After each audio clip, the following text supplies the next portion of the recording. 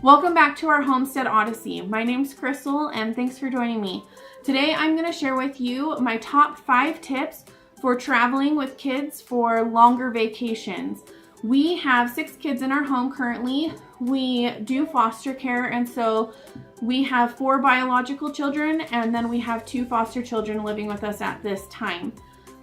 For this trip, we are only taking our biological children because our foster children are in school right now, and so they can't come with us because they can't miss that much school. But we do like to take them on trips with us when we can.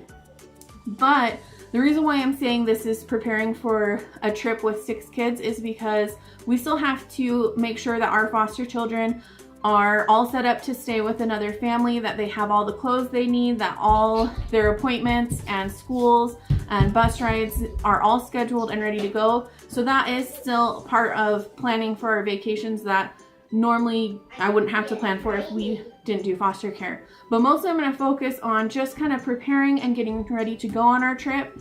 And so here are my top 5 tips.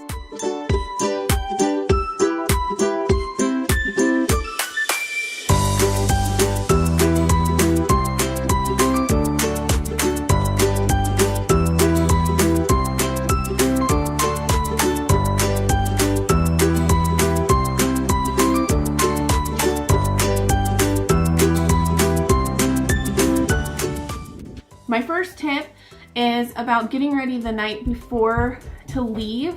I don't like to leave a lot of dishes, and I don't like to eat fast food in the morning. I'm not a big fast food breakfast person. We do end up eating a lot of fast food on our trips. Hi, bud.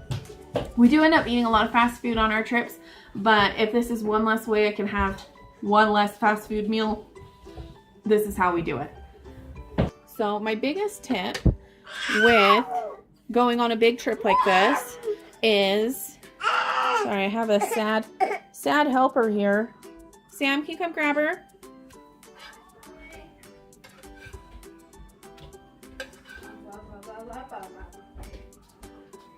Can you take her, please? It's a triple pancake. It is a triple pancake. I don't know how to move a triple pancake. Look at that. I did the triple pancake. Sort of. Okay, so my biggest tip with going on a big trip with lots of kids is have breakfast for dinner the night before. Now this may seem like a weird tip, but the reason why is I'm going to make a double batch, and this may seem like quite a lot of pancakes, but I'm worried that this is not even going to be enough for 2 meals, so I may have to make more after dinner.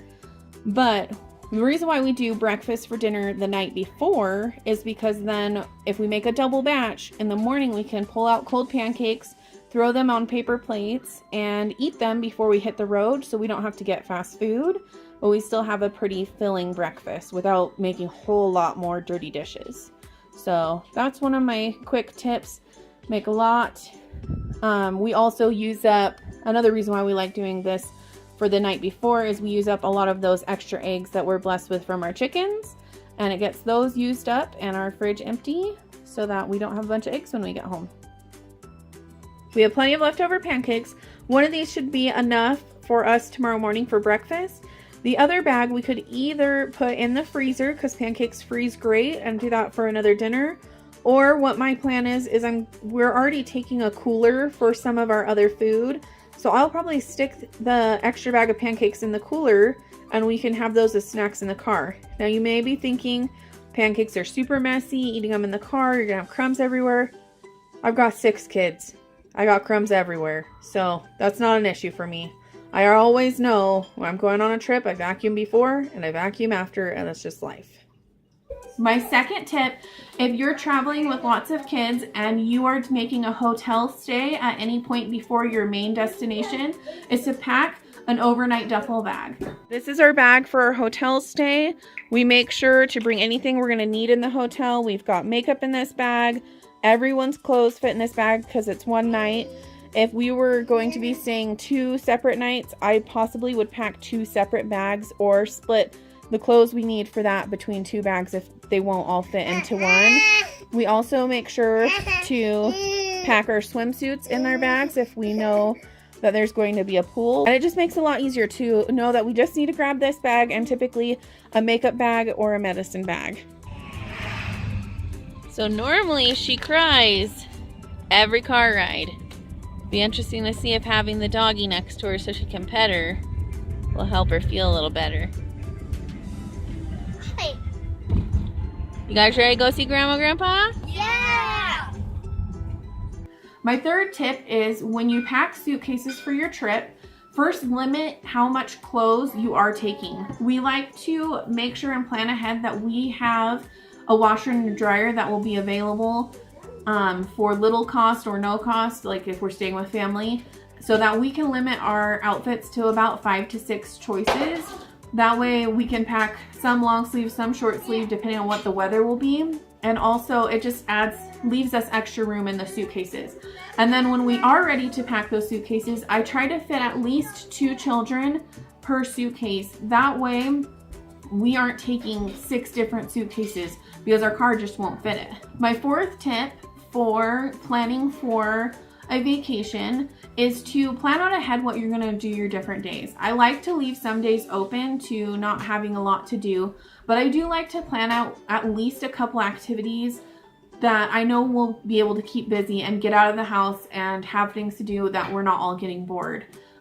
This trip we're going on, we're visiting family, but there's also a lot of things in Oregon that we don't get to do. The weather here in Wyoming's really cold still, and in Oregon it's quite a bit warmer. And so it lets us get out of the house, plan ahead so that we know what our different options are. If some things are cheaper, we try to kind of go that route, hiking, playing outside.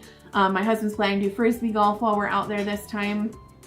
So it just helps to plan ahead. And I'll probably share a couple cute videos either at the end or in the middle of this video of things that we did on our trip.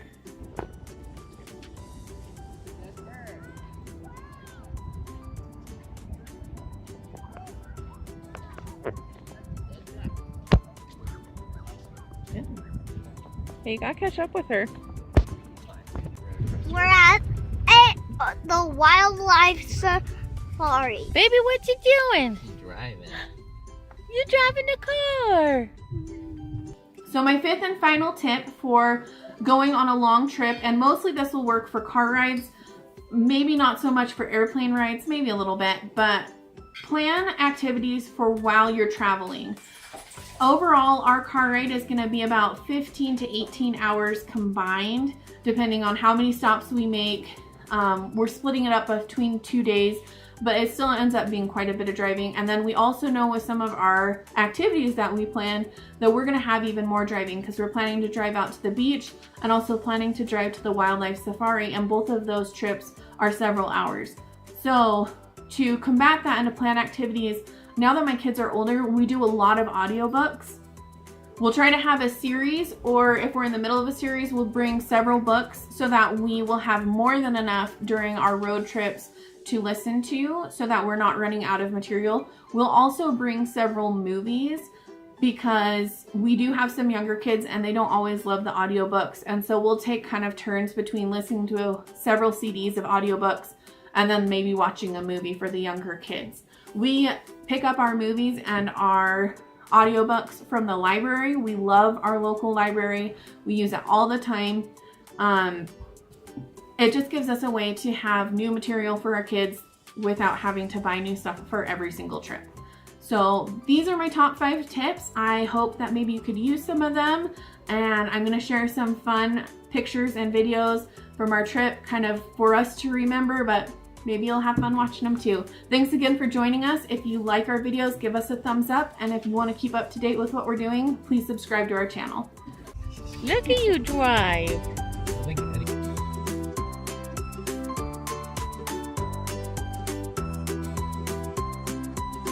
There's wild poop and goose.